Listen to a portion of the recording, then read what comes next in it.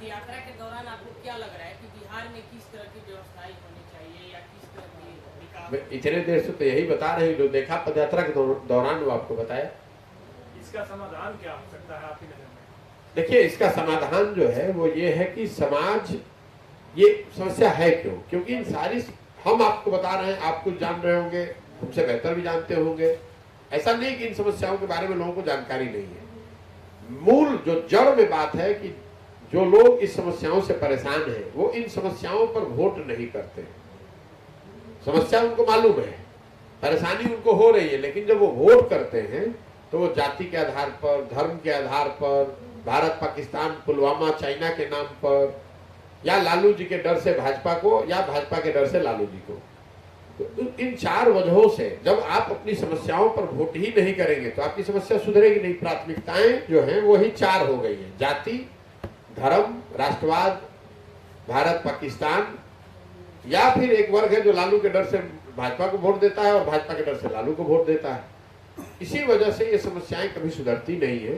जो जनप्रतिनिधि है वो इसकी चिंता ही नहीं करता है कि काम हो या न हो, वो चिंता ये कर रहा है कि मेरा जातिगत समीकरण ठीक है कि नहीं। वो चिंता इस बात की कर रहा है कि भारत पाकिस्तान पर नीचे पोलराइजेशन हो रहा है कि नहीं। वो चिंता ये कर रहा है कि हमारे सामने अगर लालू जी रहेंगे तो हमको वोट, भाजपा के हम हैं तो हमको मिल ही जाएगा।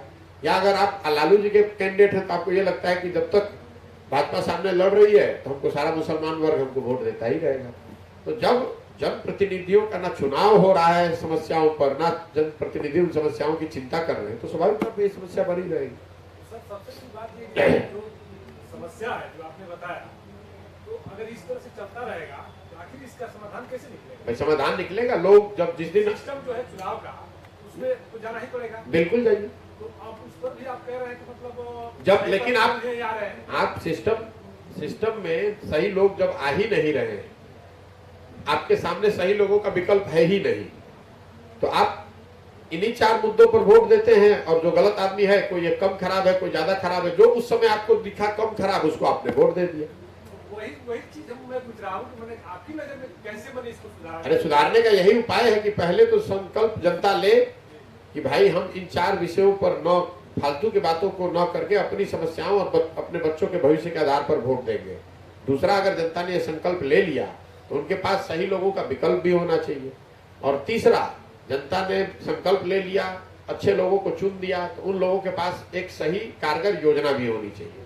तो पदयात्रा के जो तीन उद्देश्य हैं वो यही तीन उद्देश्य हैं। पहला, लोगों को घर घर गांव गांव जाकर ये समझाना कि भाई आप जाति, धर्म, विचारधारा, व्यक्ति, भारत पाकिस्तान पुलवामा से ऊपर उठकर अपने और अपने बच्चों के भविष्य के लिए वोट कीजिए। पहला उद्देश्य ये है।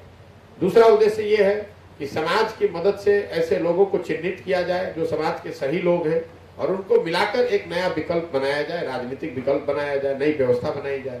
और तीसरा, हर पंचायत, हर गांव की विकास की योजना बनाई जाए, ताकि अगर सही लोग चुनकर आ जाएं तो उनके पास अगले 10 साल के लिए जो 10 महत्वपूर्ण क्षेत्र हैं, शिक्षा है, स्वास्थ्य है, रोजगार है, कृषि है, उद्योग है, सामाजिक न्याय है, ग्रामीण व्यवस्था है, इन सब को सुधारने का एक सोचा समझा, जमीन को देखकर समझकर बनाया गया एक कार्यक्रम हो। इन तीनों चीज को करने के लिए ही पदयात्रा करो। यही तीन उद्देश्य लिखे हुए हैं हर जगह।